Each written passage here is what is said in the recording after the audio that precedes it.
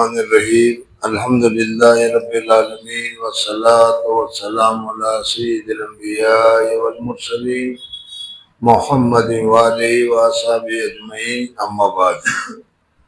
آپ حضرات جانتے ہیں کہ اس وقت سیرت طیبہ حضور اقدس صلی اللہ علیہ وسلم کی سیرت کے متعلق حضرت اقدس تھانوی رحمۃ اللہ علیہ کی جو کتاب ہے نشر الطیب فی ذکر نبی الحبیب، اس میں سے آپ حضرات کے سامنے ذکر کیا جا رہا ہے۔ چنانچہ حضور اقدس صلی اللہ علیہ وسلم کی تشریف آوری سے پہلے جو واقعات ہوئے تھے، حضور اقدس صلی اللہ علیہ وسلم کے ماں کے پیٹ میں جب تھے اس وقت جو واقعات ہوئے، پھر اس کے بعد حضور اقدس صلی اللہ علیہ وسلم کی پیدائش ہو گئی، پیدائش کے وقت جو واقعات ہوئے وہ ان کے والدہ نے بتائے تھے۔ پھر اس کے بعد حضور اقدس صلی اللہ علیہ وسلم کو اس زمانے کے دستور کے مطابق 2 سال تک دائی حلیمہ اپنے یہاں دودھ پلانے کے لیے لے گئی۔ وہاں جو واقعات ہوئے تھے دودھ کی برکت کے وغیرہ کے، وہ سارے تمہارے سامنے آ گئے۔ پھر اس کے علاوہ حضور اقدس صلی اللہ علیہ وسلم کی بچپن کے 3 سال کے عمر میں حضور اقدس صلی اللہ علیہ وسلم کا جو شب صدر ہوا وہ بھی تمہارے سامنے آ گیا۔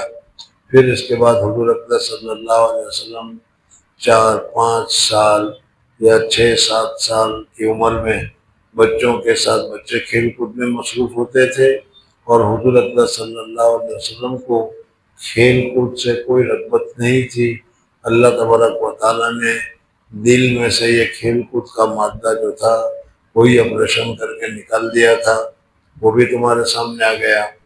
پھر 10 سے 11 سال کی جو حالت تھی، حضور اقدس صلی اللہ علیہ وسلم چھوٹے دوسرے بچوں کے ساتھ کعبہ شریف کی تعمیر میں پتھر اٹھا کر لے جا رہے تھے، اور وہ سطر کھولنے کا جو واقعہ آیا تھا وہ بھی تمہارے سامنے گزر گیا۔ اب آگے کا ذکر کر رہے ہیں۔ جی بسم اللہ الرحمن الرحیم۔ 9ویں فصل ان کے ناموں میں جن کے متعلق آپ کی تربیت و رضا یکے بعد دیگرے ہوتا رہا۔ آپ زمانے حمل میں تھے کہ آپ کے والد عبداللہ کی وفات ہو گئی۔ صرف 2 مہینے حمل پر گزرے تھے کہ عبداللہ شام کو قافلہ قریش کے ساتھ تجارت کو گئے تھے۔ حضور اقدس صلی اللہ علیہ وسلم کے والد کا نام ہے عبداللہ، محمد ابن عبداللہ ابن عبد المطلب۔ عبد المطلب دادا کا نام ہے، اور عبداللہ حضور صلی اللہ علیہ وسلم کے والد کا نام ہے۔ حضور صلی اللہ علیہ وسلم کے والد تجارت کے سلسلے میں ملک شام گئے تھے۔ ادھر حضور صلی اللہ علیہ وسلم کا علوق حضرت آمینہ کے پیٹ میں ہو گیا۔ 2 مہینے کی مدت تھی کہ حضور صلی اللہ علیہ وسلم کا والد کا انتقال ہو گیا۔ حضور صلی اللہ علیہ وسلم یتیم پیدا ہوئے۔ جی وہاں سے پھرتے ہوئے مدینہ میں اپنے ماموں کے پاس بیمار ہو کر ٹھہر گئے کہ وہاں ہی وفات پائی، اور جب آپ 6 سال کے ہوئے تو آپ کی والدہ آمینہ آپ کو لے کر مدینہ میں اپنے اقارب سے ملنے گئی تھی۔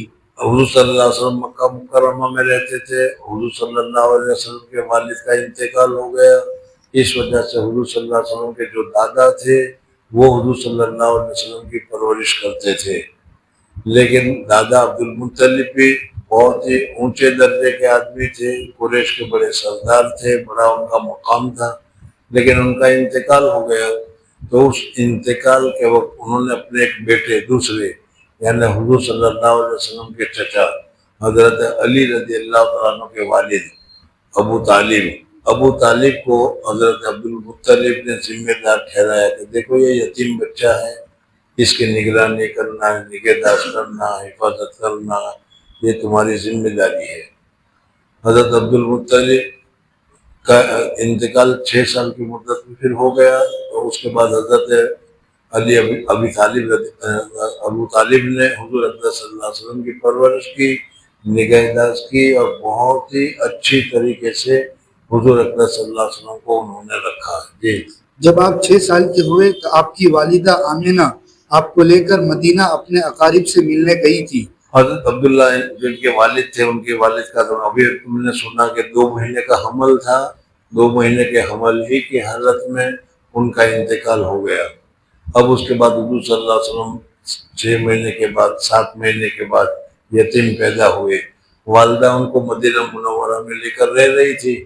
پھر والدہ جو تھی وہ بھی خود مدینہ منورہ کی تھی. اس وجہ سے انہوں نے اپنے ماموں کے یہاں، بھائیوں کے یہاں حضور اقدس صلی اللہ علیہ وسلم کو لے کر وہ مکہ مکرمہ سے مدینہ منورہ آئی جبکہ آپ کی عمر 6 سال کی تھی. جی.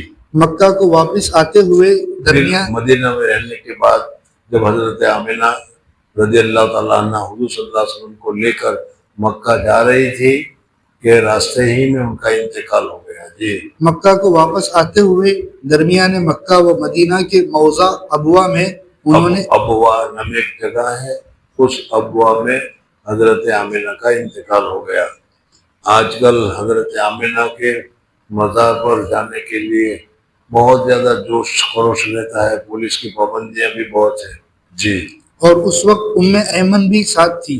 اس وقت ایمن باندھی تھی، وہ باندھی بھی حضور صلی اللہ علیہ وسلم کی والدہ کے ساتھ تھی. پھر آپ اپنے دادا عبد المطلب کی پرورش میں رہے. جب آپ 8 سال کے ہوئے عبد المطلب کی بھی وفات ہوئی.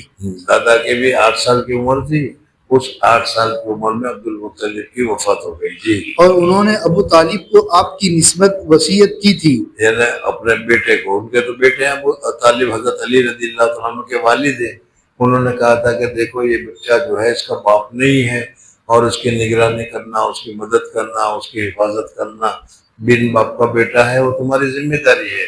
تو حضرت علی رضی اللہ تعالیٰ عنہ کے جو والد تھے ابو طالب، ان ابو طالب نے حضور اقدس صلی اللہ علیہ وسلم کی اخیر تک بہت ہی بڑی خدمت کی. جی.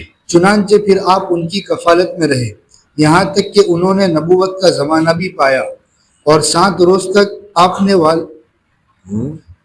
یہاں تک کہ انہوں نے نبوت کا زمانہ بھی پایا اور 7 روز تک آپ نے والدہ ماجدہ کا دودھ پیا.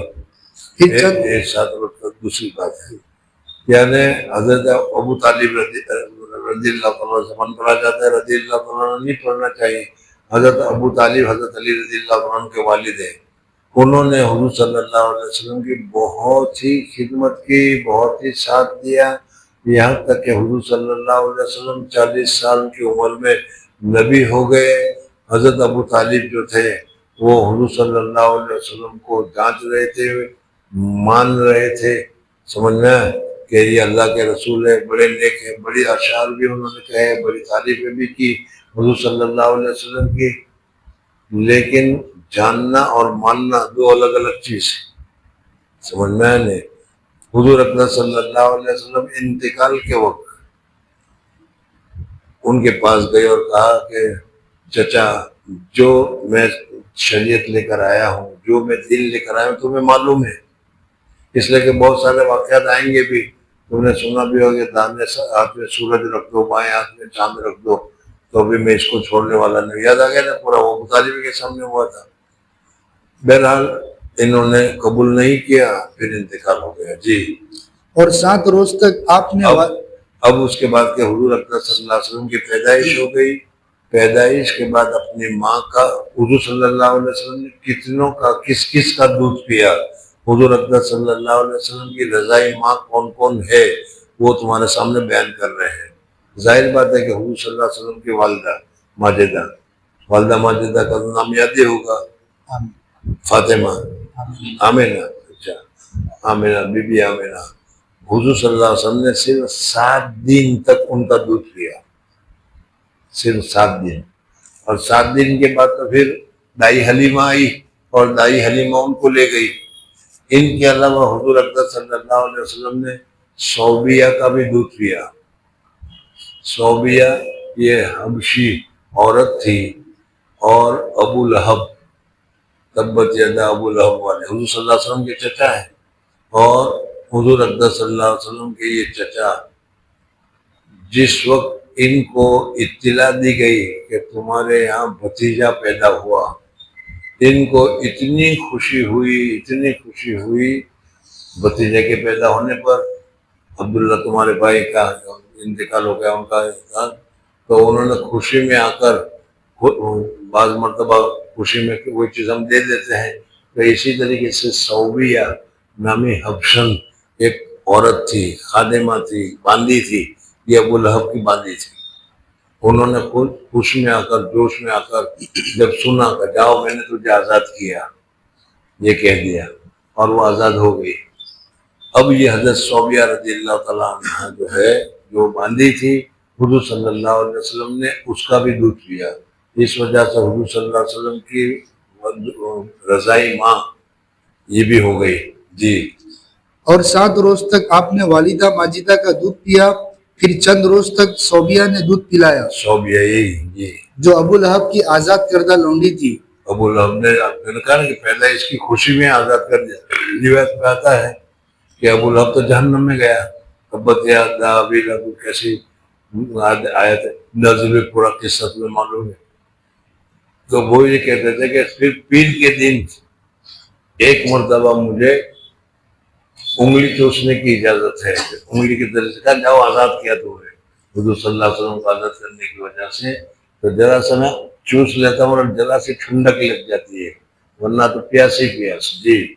اور ان کے اسلام میں اختلاف ہے، اور آپ ہی کے ساتھ حضرت ابو سلمہ اور حضرت حمزہ رضی اللہ تعالیٰ عنہ کو بھی دودھ پلایا، اور اس وقت ان کا بیٹا مسروق دودھ پیتا تھا. یہ حضرت صوبیہ کی بات کر رہے ہیں کہ حضرت صوبیہ مسلمان ہوئی تھی. اب کی رضائی ماں ہے، وہ مسلمان ہوئی تھی کہ نہیں ہوئی تھی، اس میں اختلاف ہے. پھر اس کے بعد بتایا کہ صوبیہ نے، وہ تو باندھی تھی میں نے جیسا بھی بتایا، غلام تھی. انہوں نے حضور صلی اللہ علیہ وسلم کے علاوہ حضرت امیر حمزہ رضی اللہ تعالیٰ عنہ کو بھی اور ابو سلمہ ان کو بھی حضور صلی اللہ علیہ وسلم کے ساتھ، جیسے انہوں نے حضور صلی اللہ علیہ وسلم نے دودھ پیا اس طریقے سے ان دونوں نے بھی دودھ پیا تھا. اس وجہ سے حضرت امیر حمزہ رضی اللہ تعالیٰ عنہ حضور صلی اللہ علیہ وسلم کے چچا ہیں، اور چچا کے ساتھ ساتھ دودھ شریک بھائی بھی ہیں. سمجھنا گیا. جی. پھر حلیمہ سعدیہ نے پلایا، پھر حلیمہ سعدیہ کے پاس گئے، وہاں پلایا. جی. اور اس دودھ کے شریک بھائی بہنوں کے نام اور اسلام کی نسبت 8ویں فصل کی 4تھی روایت کے ذیل میں کچھ مضمون مذکور ہوا ہے. اور انہی حلیمہ نے آپ کے ساتھ آپ کے چچا زاد بھائی ابو سفیان ابن حارث بن عبد المطلب کو بھی دودھ پلایا. یہ عام فتح میں مسلمان ہوئے اور بہت پکے مسلمان ہوئے.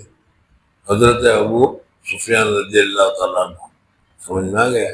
عام الفتح یہ اخیر تک حضور صلی اللہ علیہ وسلم اور مسلمانوں کے پکے دشمن رہے، لیکن عام الفتح میں وہ مسلمان رہے. ان کی مسلمان ہونے کی تفصیلات بھی آپ حضرت کو معلوم ہونی چاہیے، معلوم ہوگی. حضور اکرم صلی اللہ علیہ وسلم نے حدیبیہ کے موقع پر صلح کی، اور اس صلح کے موقع پر یہ طے کیا تھا کہ 10 سال تک اب ہم آپس میں نہیں لڑیں گے. سمجھ میں. مکہ مکرمہ تو بے وادن غیر ذی زرع ہے، اس وجہ سے وہاں کھیتی ویتی کا تو پیدا ہونے کا سوال ہی پیدا نہیں ہوتا. پتھر، اور پتھر بھی بالکل سوکھے پتھر. پہاڑ ہے وہ بھی صرف سوکھے پہاڑ. پہاڑ دوسری جگہ پر بھی ہے، کیا کہتے ہیں لبنان میں بھی پہاڑ ہے، لیکن وہ پہاڑ سارے کے سارے سرسبز و شاداب ہے. لیکن مکہ کے پہاڑ بالکل سوکھے. مکہ میں کوئی جھاڑی ہی نہیں، درخت ہی نہیں. بہرحال اس وجہ سے مکہ مکرمہ جو تھا وہ بالکل ریتیلا اور بالکل سوکھا علاقہ سمجھا جاتا تھا. جی. اور اس زمانے میں حضرت حمزہ بھی بنی سعد میں کسی عورت کا دودھ پیتے تھے. اس عورت نے بھی ایک روز آپ کو دودھ پلا دیا. جب آپ حلیمہ کے پاس تھے تو حضرت حمزہ 2 عورتوں کے دودھ کی وجہ سے آپ کے رضائی بھائی ہیں، ایک صوبیہ کے دودھ سے، دوسرے اس سعدیہ کے دودھ سے. سعدیہ یعنی جس سے حضرت حمزہ دودھ پیتے تھے، اس نے بھی ایک مرتبہ حضور صلی اللہ علیہ وسلم کو دودھ پلا دیا تھا. ایک مرتبہ بچپن کی میں بھی دودھ پلا دیا تھا، وہ دودھ شریک ماں بن جاتی ہے. تو اس طریقے سے حضرت امیر حمزہ اور حضور صلی اللہ علیہ وسلم دونوں دودھ شریک بھائی ہے. حدیث میں آتا ہے کہ امیر حمزہ کی لڑکی کے متعلق حضور صلی اللہ علیہ وسلم کے ازواج نے بات کی کہ ہم نے سنا کہ امیر حمزہ کی لڑکی کے ساتھ، چچا کی لڑکی ہے، امیر حمزہ کی لڑکی کے ساتھ آپ کی شادی کی بات چل رہی ہے. تو حضور اکرم صلی اللہ علیہ وسلم نے فرمایا کہ حمزہ کی لڑکی کے ساتھ میری شادی کیسے ہو سکتی ہے؟ امیر حمزہ تو میرے دودھ شریف بھائی ہے، وہ تو بھائی کی بیٹی ہوئی، اور بھائی کی بیٹی بھتیجی ہوتی ہے، بھتیجی کے ساتھ نکاح صحیح نہیں ہے۔ اسی طریقے سے ام سلمہ رضی اللہ تعالیٰ عنہ حضور صلی اللہ علیہ وسلم کی زوجہ محترمہ ہے۔ اس زوجہ محترمہ کی بھی ایک بیٹی تھی دوسرے شوہر سے، یہ جن سے حضور صلی اللہ علیہ وسلم نے دودھ پیا اور انہوں نے بھی دودھ پیا، ابو سلمہ نے، تو ان کی بھی بات ہوئی تو حضور صلی اللہ علیہ وسلم نے فرمایا کہ ان سے بھی میرا نکاح دو وجہ سے نہیں ہو سکتا، ایک تو اس وجہ سے کہ اس کی ماں میرے نکاح میں ہے ام سلمہ، اور دوسرا ہے کہ اس کا باپ جو ہے وہ میرا دودھ شریف بھائی ہے، اور دودھ شریف بھائی ہونے کی وجہ سے میرا اس کے ساتھ نکاح نہیں ہو سکتا۔ تو حضور صلی اللہ علیہ وسلم کے دودھ پینے میں حضرت آمینہ رضی اللہ تعالیٰ عنہ کا دودھ پیا، پھر اس کے بعد حضور صلی اللہ علیہ وسلم نے دائی حلیمہ کا دودھ پیا، پھر صوبیہ کا دودھ پیا، پھر امیر حمزہ رضی اللہ تعالیٰ عنہ نے جس کا دودھ پیا تھا اس کا دودھ پیا۔ تو اس طریقے سے 4 یا 5 حضور اقدس صلی اللہ علیہ وسلم کی رضائی مائیں ہوئی۔ جی، اور جن کے آغوش میں آپ رہیں وہ یہ ہیں آپ کی والدہ اور جن کی خدمت میں رہے، یہ تو کبھی کبھار دودھ پی لیا وہ تو ہو گیا، لیکن جن کی نگہداشت میں رہے، جن کی پرورش میں رہے، تو والدہ کے پاس پہلے، پھر والدہ کے پاس سے حضرت دائی حلیمہ کے پاس۔ جی، آپ کی والدہ اور صوبیہ اور حلیمہ اور شیمہ آپ کی رضائی بہن اور ام حیمن شیمہ رضائی بہن ابھی کل آیا تھا کہ بہن کے ساتھ حضور اقدس صلی اللہ علیہ وسلم گرمی میں نکل گئے تھے، یاد آیا پورا قصہ؟ سمجھ میں آیا؟ تو والدہ کو پتہ چلا تو وہ جلدی سے بھاگی ہوئی گئی، آگے کڑی دھوپ میں کہاں لے کر آئی چھوٹا سا بچہ، ابھی 2 سال کا ہوگا، 3 سال بھی نہیں ہوگا، ابھی تو 2 سال ہی کا، 2 سال سے کم کا بچہ تھا، لیکن چلتا ہو جاتا ہے تو وہ لے کر چل پڑتی ہے۔ تو انہوں نے کہا کہ اماں اس کو تو گرمی لگی ہی نہیں، اس وجہ سے کہ میں دیکھ رہی تھی کہ جب آسمان کے اوپر بادل آ گیا، جب وہ بادل ان کے اوپر چھاؤ ڈالنے لگا، دھوپ کی گرمی لگی نہیں، چلتے تھے تو بادل بھی چلتا تھا اور رک جاتے تھے وہ بھی رک جاتا تھا۔ جی، اور ام ایمن حبشیہ جن کا نام، جس کے لیے متعلق ابھی بتایا کہ حضور صلی اللہ علیہ وسلم کے ساتھ جب والدہ محترمہ مدینہ منورہ سے واپس آ رہی تھی تو اس وقت یہ بھی حبشی تھی، حبشی عورت تھی، غلام۔ جی، جن کا نام برکت ہے، ایمن مانے برکت، یمن مانے برکت کے، یہ آپ کو آپ کے والد سے میراث میں ملی تھی، اور آپ نے ان کا نکاح حضرت زید سے کیا تھا جن سے اسامہ پیدا ہوئے۔ شاباش آن صدف کے چنا پر درد گہر، آبا ازو مکرم و ابنا عزیز تر۔ 10ویں فصل، ترجمہ کر، ترجمہ نیچے لکھا ہوتا ہے، دوسرا شعر ترجمہ نہیں، اچھا نہیں ہے ترجمہ کرنا، میں کر دیتا ہوں، اتنا تو میں بھی کر لوں گا۔ شاباش آن صدف، بہترین وہ موتی کہ چنا برو گرد، آبا ازو مکرم، اس کے ساتھ باپ بہت اکرام والے، تہذیب والے، ابنا عزیز تر، اور اس کا بیٹا بہت ہی زیادہ محبوب یا بہت ہی زیادہ پسندیدہ۔ صلو علیہ، درود پڑھیے اس کے اوپر، ما خلا الشمس والقمر، جب تک کہ سورج اور چاند باقی رہے، یا جب تک کہ سورج اور چاند طلوع ہوتا رہے، بعد از خدا بزرگ تو یہ قصہ مختصر۔ 10ویں فصل، شباب سے نبوت تک کے بعض حالات میں۔ اب حضور صلی اللہ علیہ وسلم تقریباً جوانی کی عمر تک پہنچ گئے، گزشتہ کل بتایا تھا کہ 13 سال کے قریب تک کی سارے واقعات ہمارے سامنے آ گئے۔ اب 14 سال، 15 سال، 16 سال یہی عمر ہے جس میں بالغ ہونے کی۔ اب اس سے لے کر حضور صلی اللہ علیہ وسلم کی جوانی کی شروعات، اور پھر بر جوانی، اور پھر اس کے بعد کیا ہے 40 سال کی عمر تک جوانی رہتی ہے، پھر اس کے بعد بڑھاپا شروع ہو جاتا ہے۔ جی، لیکن وہ اس زمانے میں تھا، اب تو میں یہی کہتا ہوں کہ بچپنا اور بڑھاپا، جوانی آتی ہی نہیں۔ آپ کہیں گے لو ہم سب جوان ہیں، سمجھ میں آنے گے، یہ کسے کون جوان کہے کہ جسے سردی لگے، گرمی لگے۔ حضرت شیخ نور اللہ مرکز فرماتے ہیں کہ گرمی کے دنوں میں لیٹ جاتا تھا، 10 منٹ میں لنگی بدلنی پڑتی تھی پسینہ کی وجہ سے، اتنے پسینہ سے لنگی بھیگ جاتی تھی کہ نچوڑنا پڑتا تھا۔ نچوڑ کر دھوپ میں ڈالنی پڑتی تھی دوسری. یہ جوانی ہوتی ہے, سمجھنا. اور کہ جوانی میں صرف 1.5 احتلام ہوا, ایک مرتبہ احتلام ہوا اور دوسری مرتبہ احتلام سے پہلے آنکھ کھل گئی.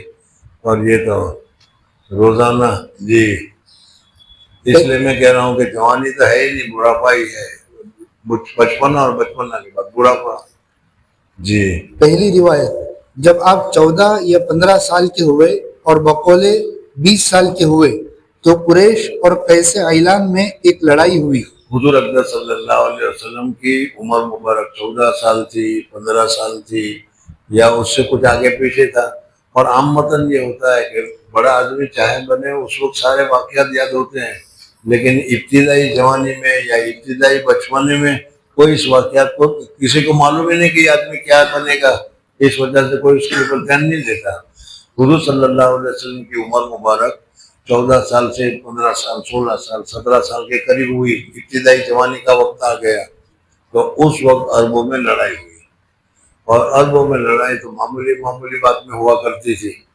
یہاں پر قوم میں لڑائی ہوئی تو حضور صلی اللہ علیہ وسلم بھی 15 سال کے نوجوانوں کی طرح حضور صلی اللہ علیہ وسلم بھی اس لڑائی میں شریک ہوئے. لیکن اس لڑائی میں حضور صلی اللہ علیہ وسلم لڑنے نہیں گئے, بلکہ لڑنے والے کو تیر وغیرہ تیار کر کے دیتے رہے. تو اس سے حضور اکرم صلی اللہ علیہ وسلم کی جوان مرضی اور ہمت معلوم ہوتی ہے کہ دیکھو 15 سال میں کتنا ہمت والا بچہ ہے کہ وہ لڑائی کے میدان میں گیا, ورنہ ہمارے جیسا تو جانے میں آتا ہوں. جی اس واقعے کے بعض تاریخوں میں آپ بھی تشریف فرمائے معرکہ ہوئے ہیں. تشریف فرمائے معرکہ نے لڑائی کے اندر میں حضور صلی اللہ علیہ وسلم لڑائی کے موقع پر لڑائی میں شریک ہوئے.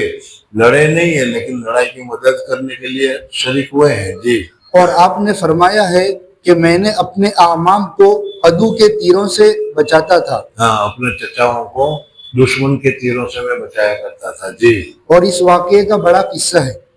فائدہ, اس سے آپ کا اول ہی سے شجاع, یہ بتائیں کہ آپ کو بچپن ہی سے ہمت والے تھے, اور واقعی میں ہمت والے تو تھے حضور اکرم صلی اللہ علیہ وسلم. مدینہ منورہ میں ایک مرتبہ کوئی بات پھیل گئی, جیسے کوئی بہت بڑی کوئی خرابی آ گئی, کوئی بہت بڑی مصیبت آ گئی ہے, اور وہ مصیبت آتی ہے کہ کوئی دیکھنے کے لیے جانے کی ہمت نہیں کر رہا. میں اس کو ایسا سمجھاتا ہوں کہ کیا ہے, مسجد میں کوئی زور سا آواز آ جائے, سمجھ میں آئے نہیں کیا ہو جانا دیکھنے جانا, تو دیکھ کے آنا کیا ہوا, ارے بھائی تو جانا جانے تو دیکھ کے آنا کیا ہوا. ڈر لگتا ہے کہ پتہ نہیں کیا ہے, ہوتا ہے کہ نہیں یہی. لیکن مدینہ میں یہی ہوا, ارے کہہ رہا جاؤ تم دیکھو تم دیکھو تم دیکھو. حضور صلی اللہ علیہ وسلم کیا ہوا, کوئی دھماکہ ہوا ہے, کوئی بات ہوئی ہے. اچھا, حضور صلی اللہ علیہ وسلم نے گھوڑا منگوایا اور گھوڑے پر سوار ہو گئے. زین وغیرہ کوئی قصہ نہیں تھا, ویسے ہی بغیر زین کے, اور حضور صلی اللہ علیہ وسلم گھوڑے پر پورے مدینے کا چکر لگا کر آ گئے. گھبراؤ مت, کچھ نہیں ہے. یہ ہمت والوں کی بات ہے, سمجھ میں نہیں. بخاری میں روایت ہے.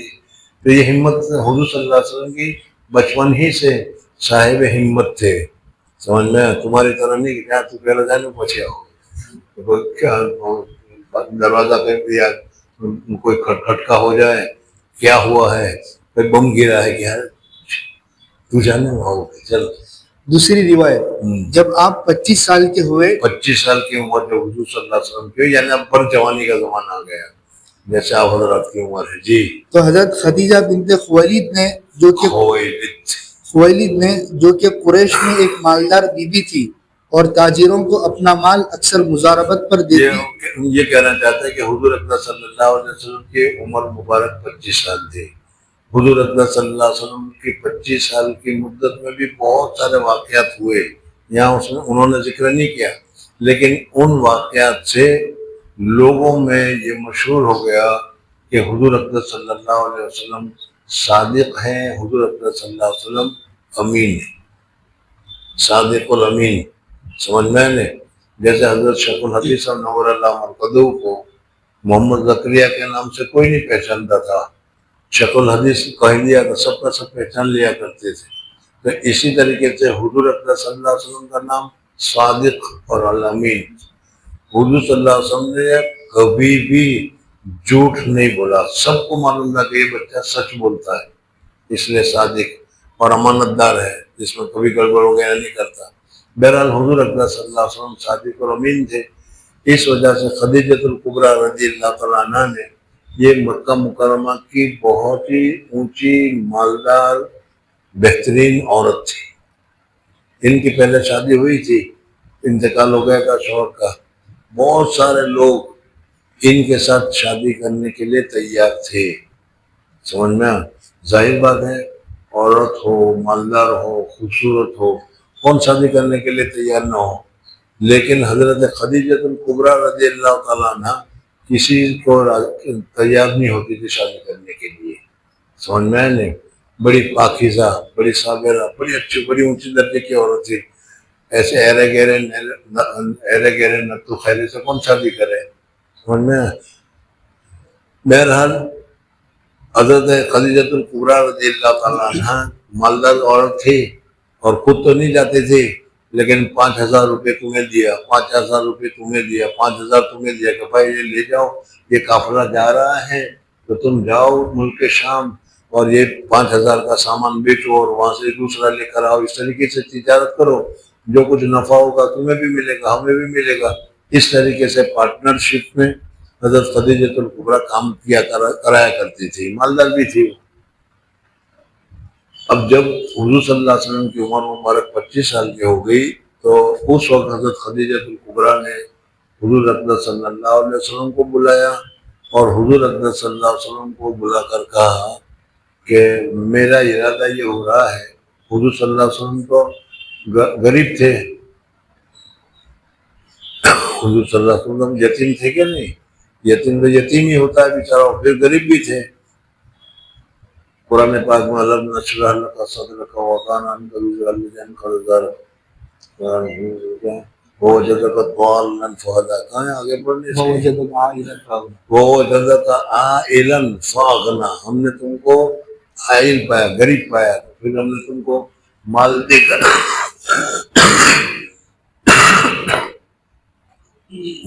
ہم نے تم کو غنی کر دیا۔ یہ مال حضرت خدیجہ کا مال ہے، حضرت خدیجہ رضی اللہ تعالیٰ عنہ نے مال دیا حضرت حضور صلی اللہ علیہ وسلم کو کہ میں لوگوں کو مال دیتی ہوں، تجارت کرنے کے لیے لوگ جاتے ہیں، تجارت کر کے لاتے ہیں، آپ امانت دار ہیں، اب آپ اچھے ہیں، تو میں یہ چاہتی ہوں کہ اس وقت میں سارا مال آپ کو دو، آپ لے جائیے اور لے جا کر تجارت کیجیے، ہم اس میں پارٹنرشپ کریں گے، فائدہ کریں گے۔ حضور صلی اللہ علیہ وسلم کہا ٹھیک ہے، اور حضور صلی اللہ علیہ وسلم نے ان کا مال لیا اور حضرت خدیجۃ الکبریٰ رضی اللہ تعالیٰ عنہا نے ایک غلام جو تھا ان کا اپنا غلام، اس کو بھی ساتھ میں کر دیا حضور صلی اللہ علیہ وسلم کی خدمت کے لیے کہ یہ ہمارا آدمی ہے، ہمارا نوکر ہے، تمہارا ساتھ رہے گا اور تم جاؤ۔ حضور اکرم صلی اللہ علیہ وسلم اس مال کو لے کر ملک شام پہنچے اور ملک شام میں حضور اکرم صلی اللہ علیہ وسلم نے اس مال کو بیچا، تجارت کی، بڑا منافع ہوا اور جتنا چاہتے تھے، جتنا سمجھتے تھے، اس سے زیادہ اللہ تبارک و تعالیٰ نے برکت عطا کی، سمجھے؟ اب آپ لوگوں کو کیا بتائیں، باقی عامتاً ایسے موقع پر یہی ہوتا ہے کہ 10-15 اپنے جیب میں، 10-15 اس میں جیب میں، ہوتا یہی ہے، لیکن حضور اکرم صلی اللہ علیہ وسلم تو صادق الامین تھے، اس وجہ سے پورا نفع جو تھا وہ آ کر حضرت خدیجۃ الکبریٰ رضی اللہ تعالیٰ عنہ کو سپرد کر دیا۔ حضرت خدیجۃ الکبریٰ رضی اللہ تعالیٰ عنہ بہت خوش ہو گئی، سمجھے؟ پھر اس کے بعد وہ غلام تھا، غلام بھیجا تھا، اس غلام نے بھی بتایا کہ یہ برکت ہوئی، یہ برکت ہوئی، یہ برکت ہوئی، حضور صلی اللہ علیہ وسلم کی وجہ سے یہ فائدہ ہوا، یہ فائدہ ہوا۔ پھر فلانی جگہ پر گئے تھے ملک شام میں، وہاں ایک راہب ملا تھا، پادری، اس پادری نے حضور صلی اللہ علیہ وسلم کو ایک درخت کے نیچے بیٹھا ہوا دیکھا تو اپنے اس میں سے چرچ میں سے بیٹھ کر اس نے دیکھا تو اس نے بلایا یہ حضرت خدیجۃ الکبریٰ کے غلام کو اور پوچھا کہ بھائی ادھر آؤ، کون ہے یہ، کہاں سے قافلہ کہاں سے آیا ہے، کون ہے؟ اس لیے کہ اس کو تو نہیں معلوم تھا کہ کہاں سے قافلہ آیا ہے۔ کہا کہ مکہ مکرمہ سے آیا ہے۔ کہا کہ وہ درخت کے نیچے بیٹھا وہ کون ہے؟ کہا کہ وہ مکہ کے قریش خاندان کا فلاں آدمی ہے، یہ۔ اس راہب نے کہا کہ اس درخت کے نیچے آج تک صرف نبی بیٹھے ہیں، نبی کے علاوہ کوئی نہیں بیٹھا، ابھی حضور صلی اللہ علیہ وسلم کچھ بھی نہیں ہے۔ سمجھ میں آنے معلوم ہوتا ہے کہ یہ آخر زمانے میں جو نبی آنے والا ہے یہ ہونے والا ہے، سمجھ میں۔ اور پھر اس کے بعد حضرت عیسیٰ علیہ السلام نے نبی آخر زمان کی جو علامات نشانیاں بتائی ہوئی تھی، وہ تو پڑھا لکھا آدمی تھا راہب، اس نے وہ سب سنا اور دیکھ کر حضور صلی اللہ علیہ وسلم نے وہ علامتیں ساری اس نے پا دی، اور ظاہر مانو نہ مانو یہ آدمی آگے چل کر رسول خاتم النبیین جو ہے یہی ہونے والا ہے۔ اب یہ غلام نے سارا سن رکھا ہے، جان رہا ہے وہ۔ اب حضرت خدیجہ الکبریٰ رضی اللہ تعالیٰ عنہ کو اس نے وہ ساری تفصیلات بتائی، واقعات بتائے۔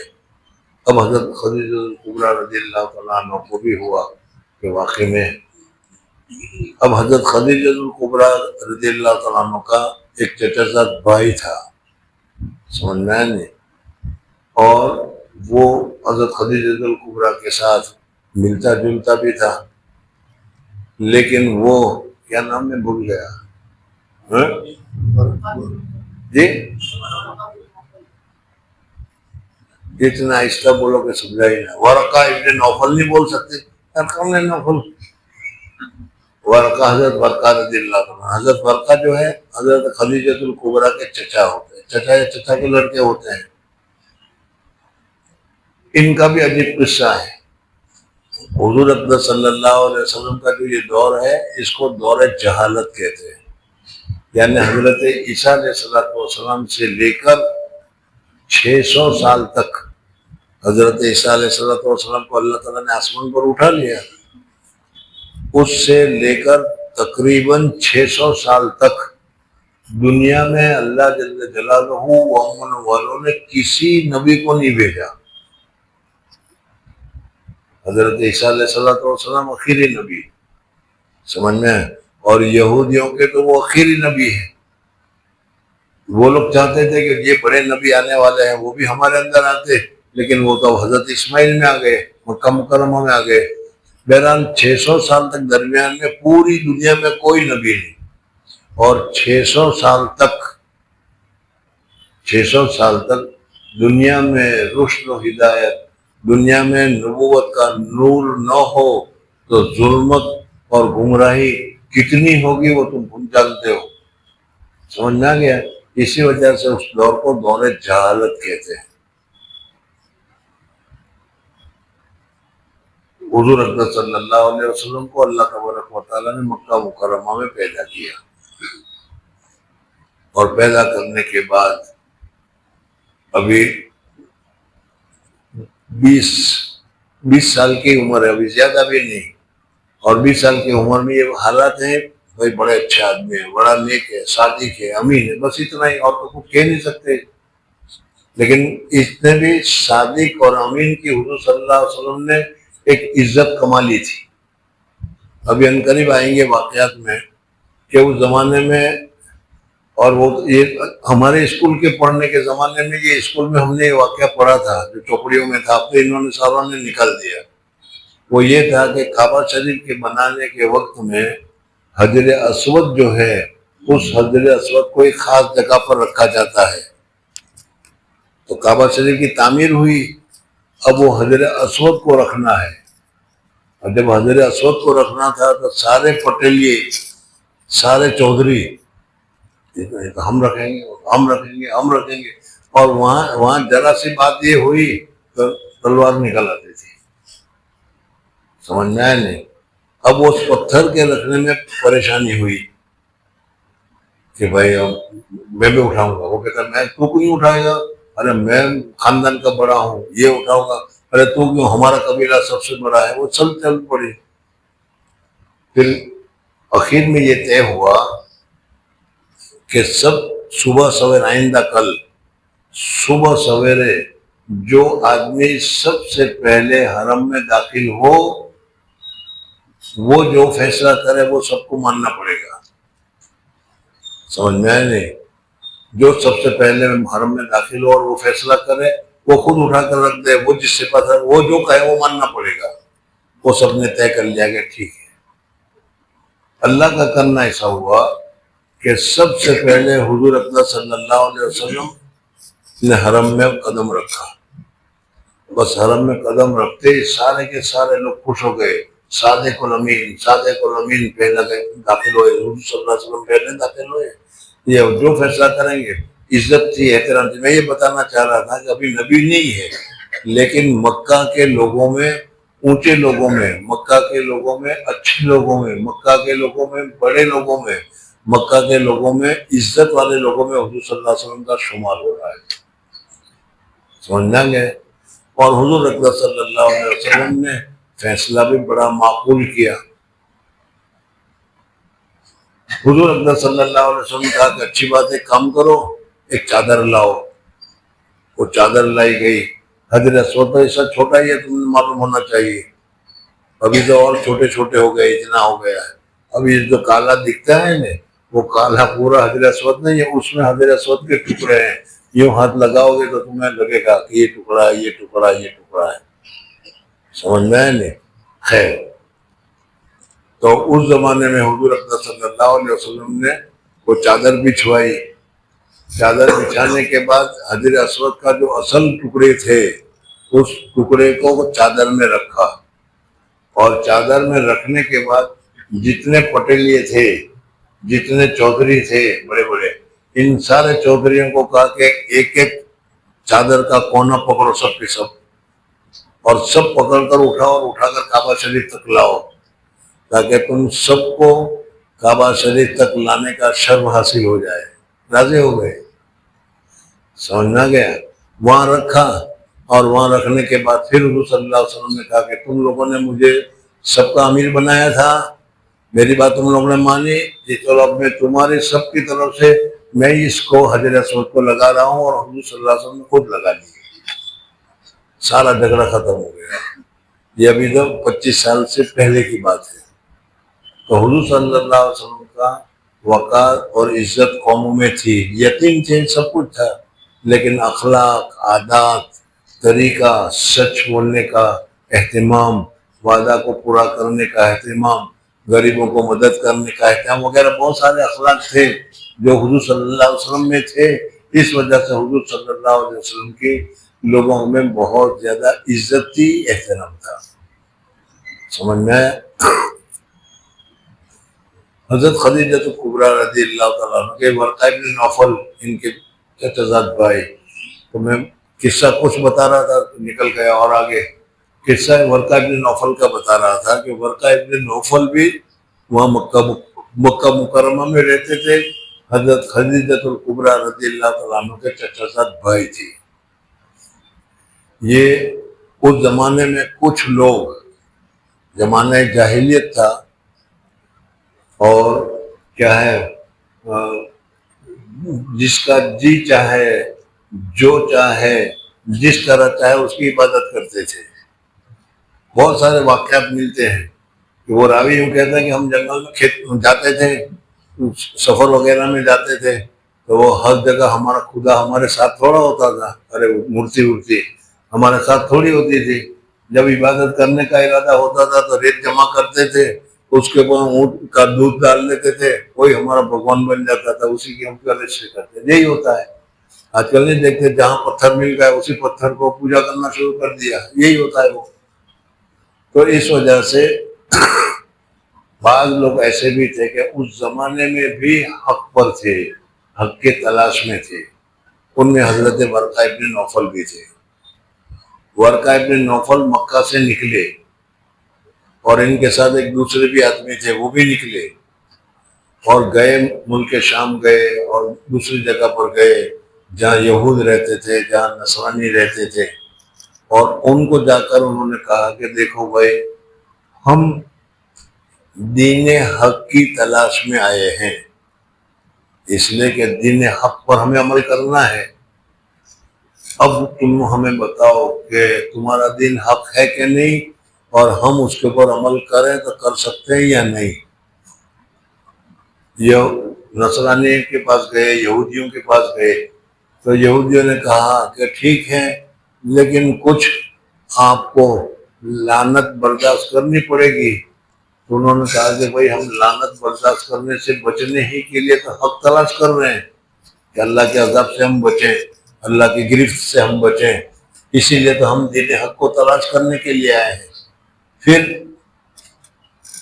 کہتا نا یہ کچھ نہ کچھ لعنت تو سب برداشت کرنی پڑے گی. تو کہا کہ اچھی بات ہے, چھوڑو میں نہیں مانتا.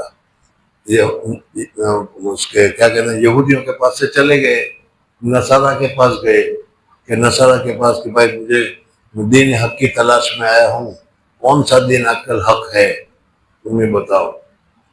تو اللہ کا کرنا ایسا ہوا کہ برقہ ابن نوفل, حضرت عیسیٰ علیہ السلام کے مذہب کے تو بہت ساری جماعتیں ہو گئی تھی, جیسے ہماری بہت ساری جماعت سنی, بدعتی, جماعت اسلامی اور یہ وہ, سمجھ میں آئے.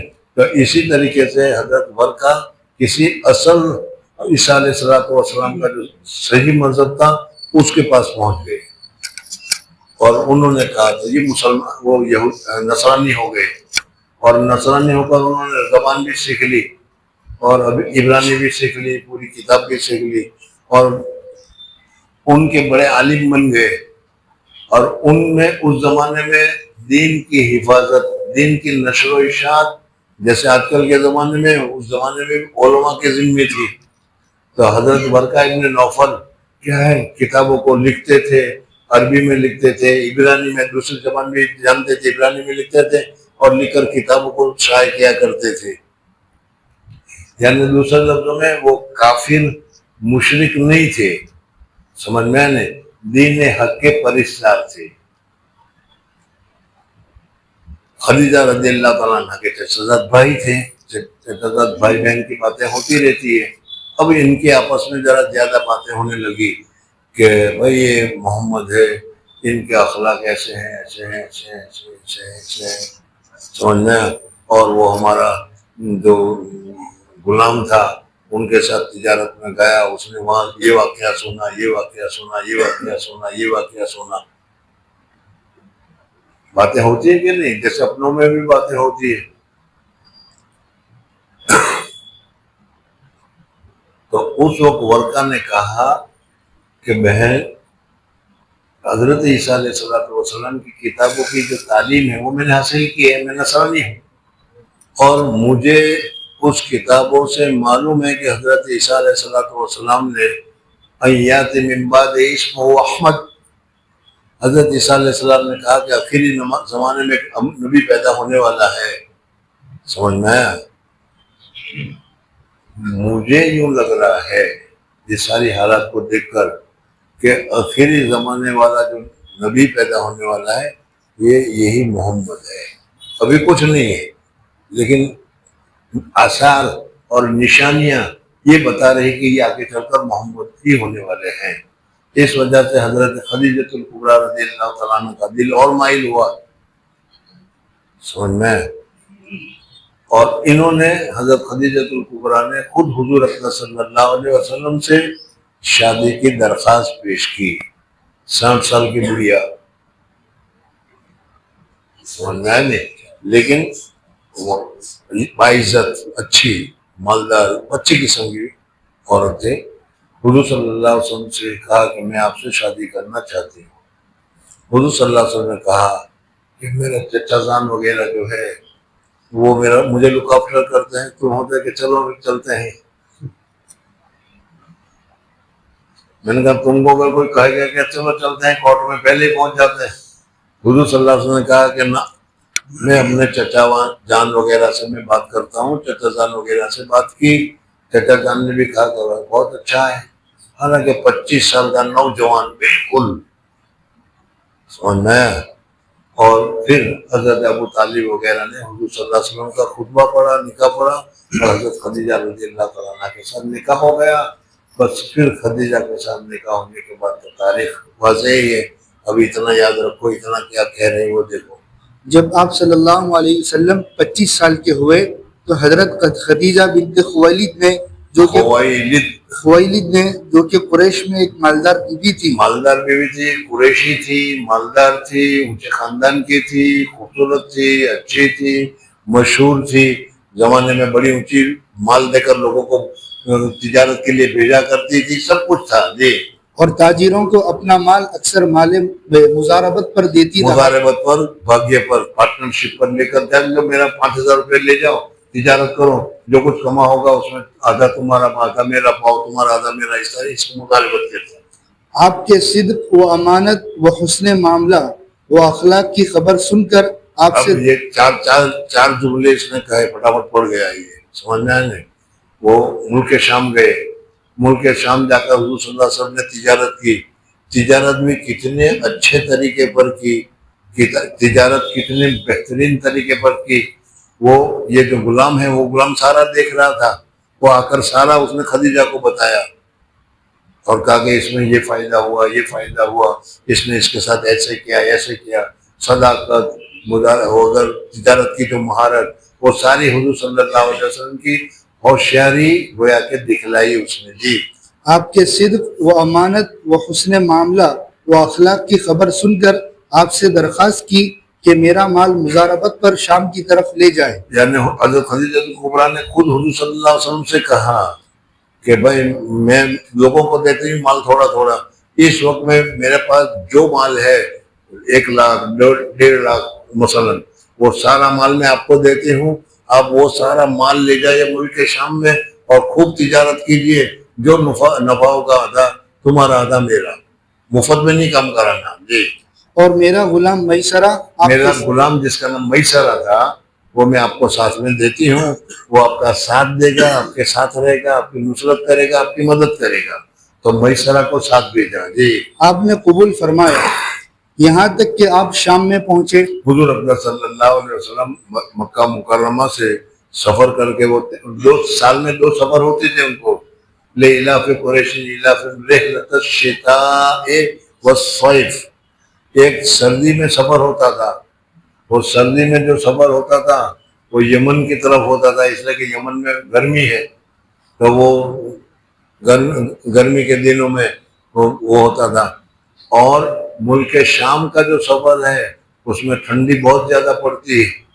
ابھی بھی تم ملک شام میں، ابھی نہیں، تھوڑے دنوں کے بعد جاؤ گے ملک شام میں، بیت المقدس میں، تو ٹھنڈے پانی سے وضو کرتے ہوئے پتہ چلے گا کیا ہوتا ہے ٹھنڈی. تو ایسے وقت میں گرمی کے دنوں میں جب وہاں ملک شام میں گرمی کے دن ہوتے تھے، اس وقت یہ لوگ سفر کر کے وہاں پر جایا کرتے تھے اور تجارت کر کے چیزوں کو بیچتے تھے اور وہاں سے خرید کر لا کر اپنے یہاں بیچتے تھے جی. اور کسی موقع پر آپ ایک درخت کے نیچے اترے. اب ایسے موقع پر وہ سفر جو ہے ایک جگہ پر پڑاؤ ڈالا تو کوئی درخت تھا، وہ درخت کے نیچے آپ نے قیام فرمایا. اب وہ وہاں راہب تھا ایک حبیرہ، اس نے اپنے چرچ میں سے دیکھا. وہ سمجھ میں آ گئی یار اس درخت کے نیچے تو تاریخ میں ہمیں جو معلوم ہے، کتابوں میں ہم نے پڑھا ہے، صرف نبی ہی بیٹھا کرتے ہیں، یہ کون ہے؟ تو اس نے کچھ پوچھا حبیرہ سے جی. وہاں ایک راہب کا صومعہ تھا. صومعہ مانے چرچ. اس راہب نے آپ کو دیکھا اور میسرہ سے پوچھا یہ کون شخص ہے؟ میسرہ نے کہا میسرہ وہ غلام، قریش اہل حرم میں سے ایک شخص ہے. اہل حرم میں قریش ایک خاندان ہے، اس خاندان کا بہت بڑا نبی رہا ہے، بہت ہی اونچا آدمی ہے، بہت اچھا آدمی ہے. یہ اس نے بتایا جی. راہب نے کہا کہ اس درخت کے نیچے بجز نبی کے کوئی کبھی نہیں اترا. اس درخت کے نیچے نبی کے علاوہ کوئی دوسرا نہیں اترا، جو بھی اترا ہے نبی اترا ہے. اور یہ بھی معلوم ہو، ابھی تو حضور صلی اللہ علیہ وسلم ابھی تو 25 سال ہوئے، نبی نہیں ہے، لیکن جی آپ صلی اللہ علیہ وسلم شام سے خوب نفع لے کر واپس ہوئے. شام سے خوب نفع کمایا اور نفع کما کر تشریف لے آئے جی. اور میسرہ نے دیکھا کہ جب دھوپ تیز ہوتی تھی جب میسرہ نے دیکھا، یعنی وہ غلام جو حضرت خدیجہ نے بھیجا تھا کہ نہیں، وہ بھی تو ساتھ میں ہی تھا. اب وہ حضور صلی اللہ علیہ وسلم کے جو کرامات ہے، حضور صلی اللہ علیہ وسلم کی برکتیں ہیں، حضور اکبر صلی اللہ علیہ وسلم کی جو چیزیں اللہ تبارک و تعالیٰ ان کے ساتھ کر رہے تھے، وہ میسرہ کے تو سامنے سب ہو رہا تھا کہ بہت دھوپ ہو رہی ہے. سمجھنا ہے، حضور اکبر صلی اللہ علیہ وسلم چل رہے ہیں، اٹھنی پر چل رہے ہیں، زمین پر چل رہے ہیں، تو اللہ تعالیٰ آسمان پر بادل بھیج دیتا ہے اور وہ بادل کا چھاؤں حضور صلی اللہ علیہ وسلم پر پڑ رہا ہے. اب وہ میسرہ بھی تو آدمی تھا، وہ بھی تو دیکھ رہا تھا کہ بھئی یہ کیا ہو رہا ہے. سمجھ میں تو میسرہ دیکھتا تھا کہ جب دھوپ تیز ہوتی تھی تو دو فرشتے آپ پر سایہ کرتے تھے. جب آپ مکہ پہنچے تو حضرت خدیجہ کو اب جب مکہ پہنچے تو حبیرہ نے میسرہ نے حضرت خدیجہ کبریٰ کو سارے واقعات بتائے.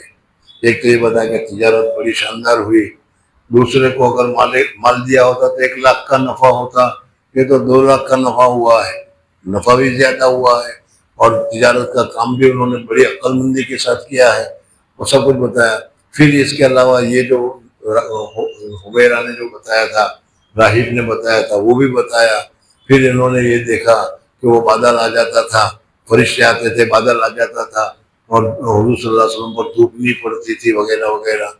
تو حضرت خدیجہ کبریٰ نے پھر اپنے چچا زاد بھائی سے ورقہ بن نوفل سے کہا، تو ورقہ بن نوفل نے کہا کہ مجھے یہ معلوم ہو رہا ہے حضرت عیسیٰ علیہ السلام کی تعلیمات سے میں یہ سمجھا ہوں کہ عنقریب آخری زمانے کے سب سے بڑے رسول ہیں، وہ اتر آنے والے ہیں، اس کا زمانہ قریب آ گیا ہے. تھوڑی دیر کے لیے چھوڑ دو.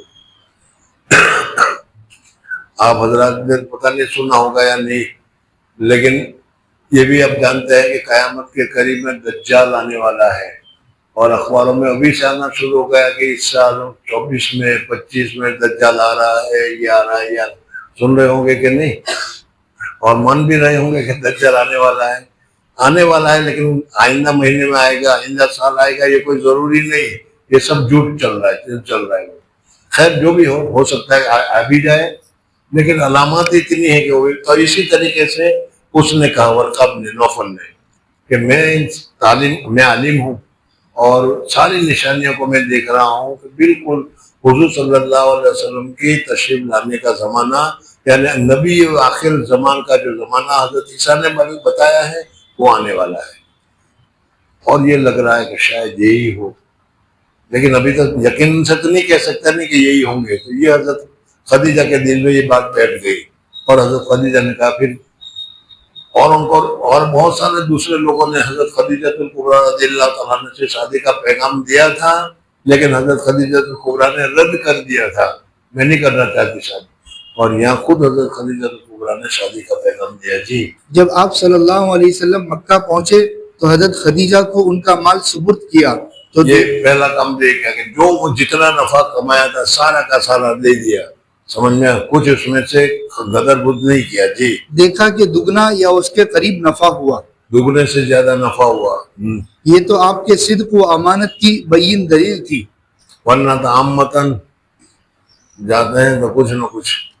جی اور میسرہ نے ان سے اس راہب کا قول، اور میسرہ نے راہب کا قول بھی نقل کیا تھا کہ اس درخت کے نیچے نبی ہی بیٹھتا ہے. ابھی تو نبی نہیں ہے، لیکن حضور صلی اللہ علیہ وسلم کے لیے اس نے ایسا کہا ہے. تو حضرت خدیجہ کبریٰ کو دل میں اور ذرا یقین بیٹھا. پھر اس کے بعد اپنا چچا بھائی حضرت ورقہ بن نوفل سے پوچھا. حضرت ورقہ بن نوفل نے بھی ساری علامتیں بتائی. جی اور میسرہ نے ان سے اس راہب کا قول اور فرشتوں کے سایہ کرنے کا قصہ بیان کیا.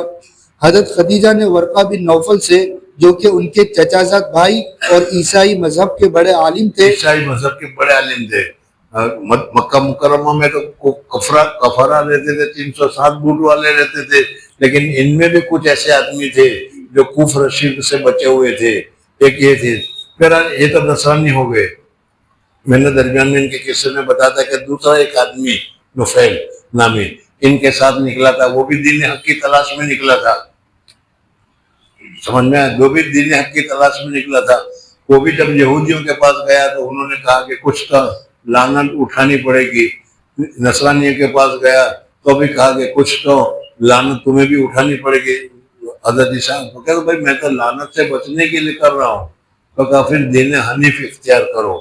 اب یہ آدمی جو نفیل ہے وہ آدمی وہاں سے آیا اور آ کر مجمع میں کھڑا ہو کر کہا کہ یا اللہ میں دین حنیف کو اختیار کرتا ہوں، تمام دینوں سے میں توبہ کرتا ہوں اور دین حنیف حضرت ابراہیم علیہ السلام کا دین حنیف کو اختیار کرتا ہوں. اور پھر اس کے بعد ان کا تو انتقال ہو گیا. حضرت ورقہ بن نوفل نے نصرانیت اختیار کی اور نصرانیت میں ان کو اچھا نصرانی مل گیا. جماعت اسلامی والے یا بدعتیوں کے مقابلے میں دیوبندی مل گیا، دیوبندی مل گئے، یوں سمجھ لو چل جی۔ ورقہ نے کہا کہ اے خدیجہ اگر یہ بات صحیح ہے تو محمد اس امت کے نبی ہیں، اور مجھ کو کتب سماویہ سے معلوم ہے کہ اس امت میں ایک نبی ہونے والا ہے اور اس کا یہی زمانہ ہے۔ حضرت خدیجہ رضی اللہ تعالیٰ عنہ بڑی عاقل تھی، بڑی عاقل تھی، بڑی سمجھدار تھی، بڑی اونچی عورت تھی، سمجھ میں بعض عورتیں بڑی سمجھدار ہوتی ہے۔ حضرت خدیجہ الکبریٰ رئیسہ بھی تھی اور سمجھدار بھی تھی، عقل مند بھی تھی جی۔ یہ سب سن کر آپ کے پاس پیغام بھیجا کہ میں آپ کی قرابت اور اشرف القوم اور امین اور خوشخو اور صادق القول ہونے کی سبب آپ سے نکاح کرنا چاہتی ہوں۔ کیا بکواس کیا تو پھر پڑھ۔ حضرت خدیجہ الکبریٰ نے یہ سب سن کر آپ کے یہ پاس سب سن کر، جو اپنے خادم نے جو بتایا نا، اپنے غلام نے جو بتایا تھا، پھر اس کے بعد وہ ورقہ بن نوفل نے جو بتایا تھا، ان سب سے ان کے دل میں بھی ہوا کہ یہ آدمی واقعی میں کچھ ہونے والا ہے، اور انہوں نے برکت بھی دیکھی۔ دوسرے لوگوں کو مال دیتے تھے تو کتنا لے کر آتے تھے، یہ کتنا کما کر لے آیا، اخلاق وہ سارا سنا۔ اب اس کے بعد کہتے ہیں الفاظ بول، میں آپ کی قرابت جی، اور اشرف القوم، اشرف القوم، قوم میں سب سے زیادہ شریف، صادق الامین کہتے تھے کہ نہیں؟ حضور صلی اللہ علیہ وسلم کے علاوہ کسی کو صادق الامین کہا جاتا تھا، تو قوم میں سب سے اونچے ہوئے۔ اور امین، امین امانت دار، کہ جتنا دیا تھا، ورنہ اس میں سے کچھ دو چار کیا ہے چائے پانی کا خود ہی نکال لیتے، لیکن کچھ نکالا نہیں، امانت دار کی بات ہے جی۔ اور خوشخو، خو اخلاق، بہترین اخلاق، اچھے اخلاق، ان کی ساری باتیں سنی تھی۔ یہ چار پانچ چیزیں انہوں نے الفاظ ذکر کیے، ان چار پانچ چیزوں میں پوری تفصیلت آ گئی، حضور صلی اللہ علیہ وسلم کے اخلاق، حضور صلی اللہ علیہ وسلم کے طریقہ جی۔ اور صادق القول، صادق القول، جو بات کہتے تھے سچی کہتے تھے، جھوٹ کہتے ہی نہیں۔ حضور صلی اللہ علیہ وسلم نے زندگی میں کبھی جھوٹ نہیں بولا،